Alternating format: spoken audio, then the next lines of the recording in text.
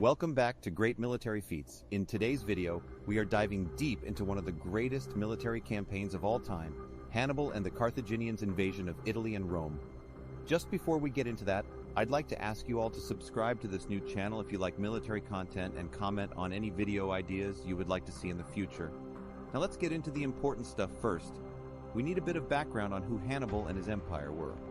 Carthage was a settlement in what is now Tunisia that later became a city-state and then an empire. Founded by the Phoenicians in the 9th century BC, Carthage reached its height in the 4th century BC as one of the largest metropolises in the world and the center of the Carthaginian Empire, a major power in the ancient world that dominated the western and central Mediterranean Sea. Hannibal was a Carthaginian general, and he lived during a period of great tension in the Mediterranean basin, triggered by the emergence of the Roman Republic as a great power with its defeat of Carthage in the First Punic War. Revenge was sought in Carthage, symbolized by the pledge that Hannibal made to his father to never be a friend of Rome. This caused the start of the Second Punic War and Hannibal's invasion of Italy.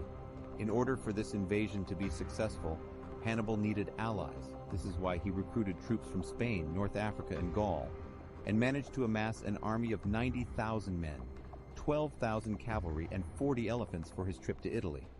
The reason this invasion is decreed as one of the greatest in history is because Hannibal attempted the impossible, which was to cross the Alps with his great army. The march that followed, which covered some 1,000 miles, 1,600 kilometers, through the Pyrenees, across the Rhone River and the snow-capped Alps, and finally into central Italy. The Romans now had to confront this man that had done something impossible, and had brought beasts with him that they had never seen. Hannibal needed to reach the Alps quickly in order to beat the onset of winter. He knew that if he waited until springtime on the far side of the mountains, the Romans would have time to raise another army. Little certainty exists on the route of Hannibal's march through the mountains, and which valleys and passes he used remains contested by historians. Proposals have been made for the following passes: Little St. Bernard Pass, Col de Clapier, Col de la Traversette, Col de Montgenèvre, and the pass near Mont-Cenis. On the ascent of the Alps, Hannibal and his army ran into more threats than just the freezing cold temperatures and heights. His spies discovered barbarian camps along the route that sought to block his path. However, Hannibal put a stop to this by using their advantageous high ground to attack the barbarians, and virtually all of them were defeated.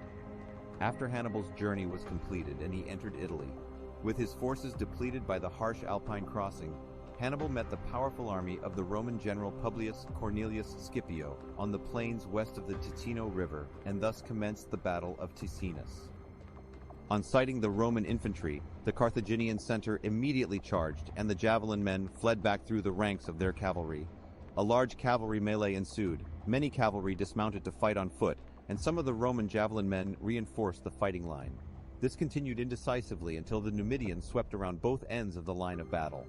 They then attacked the still disorganized javelin men, the small Roman cavalry reserve to which Scipio had attached himself, and the rear of the already engaged Roman cavalry. All three of these Roman forces were thrown into confusion and panic. The Romans broke and fled with heavy casualties. Scipio was wounded and only saved from death or capture by his 16-year-old son. After their defeat, the Roman army in Sicily under Sempronius was redeployed to the north and joined with Scipio's force.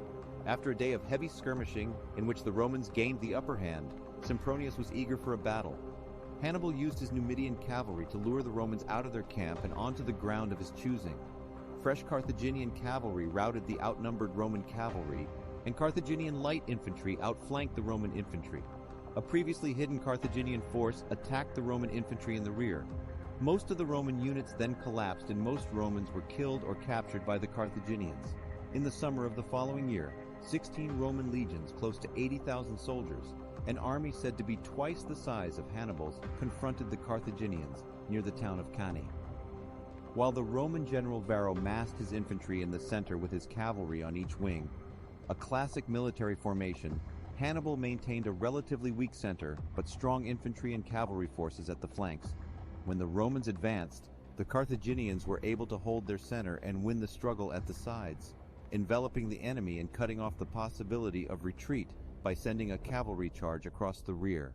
However, all good things come to an end. The Roman defeat at Cannae stunned much of southern Italy, and many of Rome's allies and colonies defected to the Carthaginian side.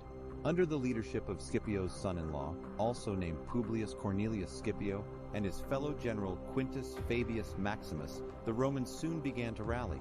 In southern Italy, Fabius used cautious tactics to gradually push back against Hannibal's forces and regained a considerable amount of ground by 209 BC. In northern Italy in 208 BC, Roman forces defeated an army of reinforcements led by Hannibal's brother Hasdrubal, who had crossed the Alps in an attempt to come to Hannibal's aid. Meanwhile, the younger Scipio drew on Rome's seemingly inexhaustible supply of manpower to launch an attack on New Carthage and drive the Carthaginians out of Spain. He then invaded North Africa, forcing Hannibal to withdraw his troops from southern Italy in 203 BC in order to defend his home state. The following year, Hannibal met Scipio's forces on the battlefield near Zama, some 120 kilometers from Carthage. This time it was the Romans, with the help of their North African allies, the Numidians, who enveloped and smothered the Carthaginians, killing some 20,000 soldiers at a loss of only 1,500 of their own men. In honor of his great victory, Scipio was given the name Africanus. That's it for today, folks. We hope you enjoyed this video, and if you did, don't forget to like and subscribe. We will see you next time for another great military feat.